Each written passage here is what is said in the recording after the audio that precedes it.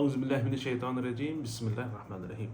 اللہ سبحانہ وتعالیٰ نے قرآن اس کو قرآن بھی کہا ہے اور کتاب بھی کہا ہے۔ قرآن اور کتاب کا کیا مطلب ہے اور اس میں ڈفرنس کیا ہے؟ جب بھی ہم کہتے ہیں کتاب تو کتاب کتب سے نکلا ہوا ہے، اس کا مطلب ہے لکھا ہوا، ریٹن۔ جو بھی چیز لکھی ہوئی ہوتی ہے اور وہ کنسائز اور وہ ورکوں میں ہوتی ہے اور اس کا کوئی بک ٹائپ بنا ہوتا ہے تو اس کو ہم کیا کہتے ہیں؟ اس کو کتاب، مطلب لکھی ہوئی چیز کو ہم کہتے ہیں کتاب۔ اور اپوزٹ میں اس میں قرآن جو ہے قراء مطلب یہ ہے کہ جو چیز پڑھی جائے، جو چیز ریسائٹ کی جائے، اس کو ہم کہتے ہیں قرآن۔ تو اللہ عز و جل نے اس کو قرآن بھی کہا ہے اور کتاب بھی کہا ہے۔ لیکن اس میں انٹرسٹنگ بات یہ ہے کہ جب اللہ سبحانہ و تعالیٰ نے اس کو کتاب کہا ہے تو اس وقت، کیونکہ آپ لوگوں کو پتہ ہے کہ یہ قرآن جو ہے وہ لکھا گیا تھا کہاں پہ؟ لوح محفوظ میں۔ اور وہ لوح محفوظ وہ جگہ ہے جو فرشتوں سے اسپیشل جو فرشتے تھے ان کو، جو سیکیورٹی گارڈ جسے کہتے ہیں، وہ ان کو گارڈ کرتے تھے اور ان کو کہتے ہیں قرارم بررہ۔ تو یہ جو قرآن لکھا گیا کہاں پہ ہے؟ لوح محفوظ پہ۔ لیکن جب دنیا میں نازل ہوا تو ایز اے قرآن، تو اللہ سبحانہ تعالیٰ نے رسول صلی اللہ علیہ وآلہ وسلم پر جو نازل کیا وہ رسول صلی اللہ علیہ وآلہ وسلم پڑھ کر سناتے تھے۔ باقی جو بھی چیزیں لکھی گئی ہیں قرآن میں، وہ جو ریٹن فارم میں قرآن تھا وہ کہاں پہ تھا؟ وہ لوح محفوظ میں تھا، جہاں پہ اللہ سبحانہ تعالیٰ نے کسی کو پرمیشن نہیں دی تھی وہاں پہ جانے کی۔ وہ ایک پروٹیکٹڈ جگہ تھی جہاں پہ قرآن جو ہے وہ لکھا گیا تھا۔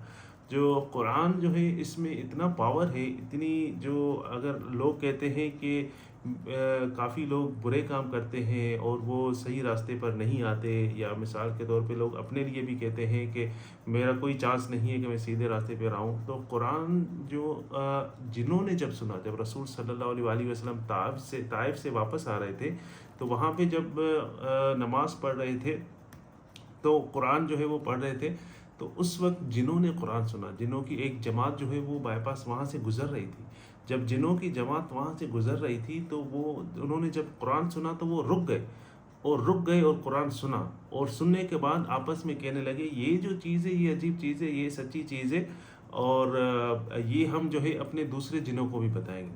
تو جنہوں نے یہ قرآن سنا اور وہ ایمان لے کر آئے، تو انسان جو ہے، اگر آپ ساری عمر جو ہے یا سارے پورا ایئر، پورا سال آپ قرآن کو نہیں کھول رہے، آپ اس کو نہیں سنتے، آپ اس کو سمجھنے کی کوشش نہیں کرتے، تو ظاہر سی بات ہے کہ اس میں سے جو بینیفٹ اللہ سبحانہ تعالیٰ نے رکھا ہے، جو فائدہ رکھا ہے، وہ آپ کو نہیں ملے گا۔ تو قرآن کو پڑھنا چاہیے اور اس کو سمجھنا چاہیے۔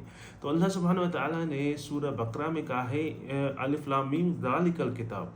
ذالک کا مطلب ہے وہ، مطلب کوئی سی دور کی چیز کی طرف اشارہ ہو تو اسے کہتے ہیں ذالک۔ اگر کوئی قریب کی چیز کا اشارہ آپ کرتے ہیں، یہ چیز، تو آپ کہتے ہیں ھذا یا ھذہ۔ تو یہ دس اینڈ دیٹ، ھذہ مطلب دس، ھذا مطلب دیٹ۔ تو اللہ سبحانہ وتعالیٰ نے سورہ بقرہ میں کہا ہے الف لام میم ذالک الکتاب۔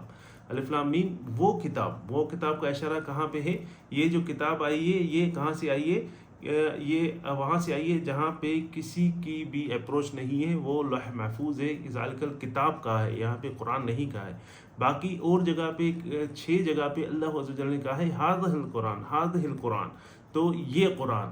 تو جو اس وقت مشرق تھے یا یہود تھے یا نصارہ تھے، جو بھی قومیں تھی اس وقت جب رسول صلی اللہ علیہ وآلہ وسلم پہ قرآن نازل ہوا، تو یہ کہتے تھے کہ اس قرآن کو پڑھانے والا ہے کون؟ ہو از دا ٹیچر کون ہے؟